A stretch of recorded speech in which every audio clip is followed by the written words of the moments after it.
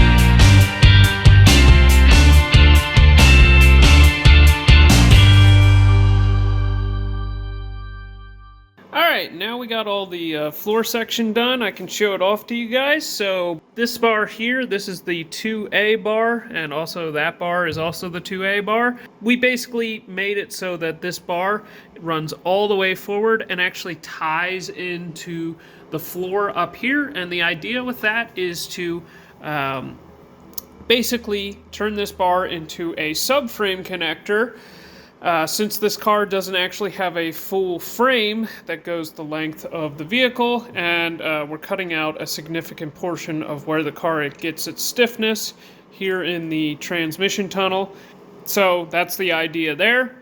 Also, I can show you, this is the 6C bar, and you are allowed to offset it up to 16 inches from this bar here, which is that's the 6B, that's the 6A over there, and the 6C bar can be used as your transmission mount. We also put a bolt flange face on either side so that you can drop that out and drop the transmission below the car. So that's the idea there, but we now have a 100% complete 25.3 650 cert roll cage. We just got to get it certified. From here, we moved on to making the rear. No fabricated 9-inch housings here. We started with a totally stock housing that we cleaned all the rust off. This was actually a already narrowed build that we were working on, but we had to narrow it a little bit more for this car. You're going to notice that we're using a jig that you see on screen, there a second ago. That is in order to align the housing ends with the housing. Next, we are welding on the 4-link brackets.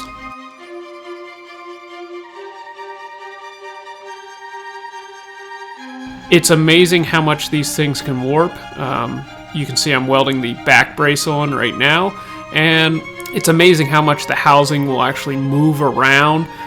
When you weld to it, you think it's a solid piece of steel, but the thing will bend right in half if you're not careful.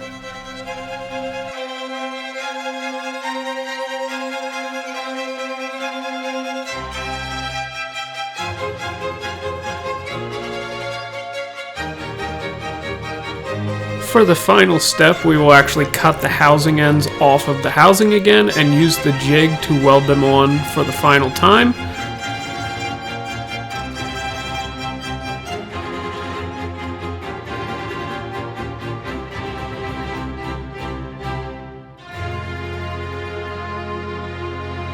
Now that we had the rear done, it was time to throw it under the car and drop the thing onto the ground and have a look at what the final form of the vehicle is going to look like.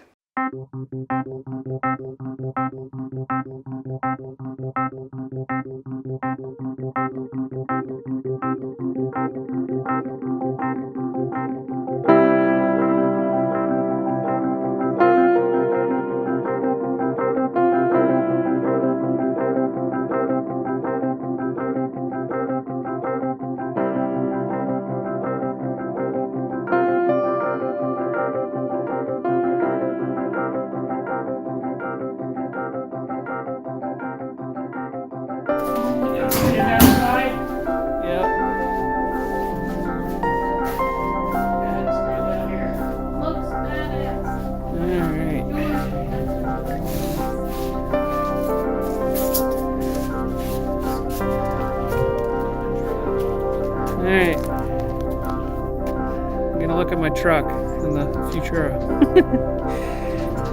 Gonna roll it out and surprise you guys. Till then, you're gonna have to look at the Ford. Alright, wow. That's cool. Go down there and go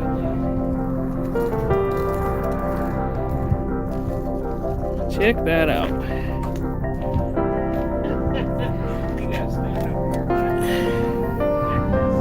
That is freaking cool.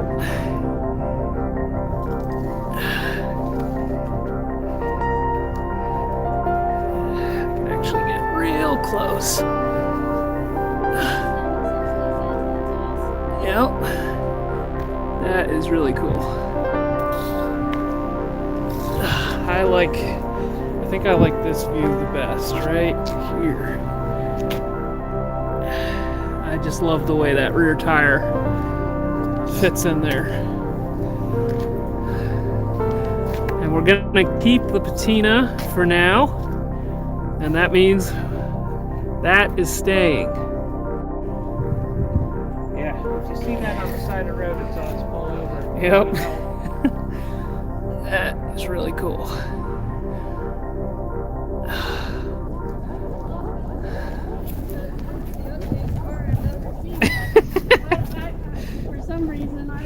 Yep. It's like a Studebaker, just ugly enough to love.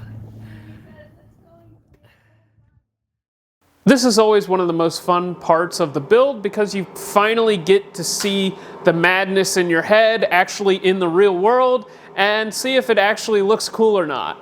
Now that we're at this point, I hope that you guys are kind of, seeing where my head was at when I wanted to buy this vehicle from the junkyard. The keen-eyed among you will notice that we've already started on the floors, but I'm gonna wait for a future episode to show you all of that. We still have a bunch of work we gotta get done on this thing. We gotta wire it, we gotta plumb it. We gotta actually, finish all of the welds on everything that we've created. There's quite a few places I couldn't get to because there was a floor in the way. And we gotta patch all the places that we cut out to put the cage in back in. But you're gonna have to wait until future episodes to see all of that. Also, in the next episode, we will be covering the turbo kit and the fabrication of all that. And for that, I have a huge surprise for you guys. I will give you a little bit of a tease for this video. just because the company that we are working with has already made an announcement that they are releasing turbo manifolds for this engine. We were actually heavily involved with the development of this turbo manifold, so they sent us this 3D printed model, and that will be coming up in its own separate video very, very shortly, so look forward to that. The aftermarket's starting to pay attention, so I want to say a huge thanks to everybody out there who liked, shared, or otherwise supported our videos. Without you guys, we would be just two dudes that you know, played with an inline six that was otherwise forgotten.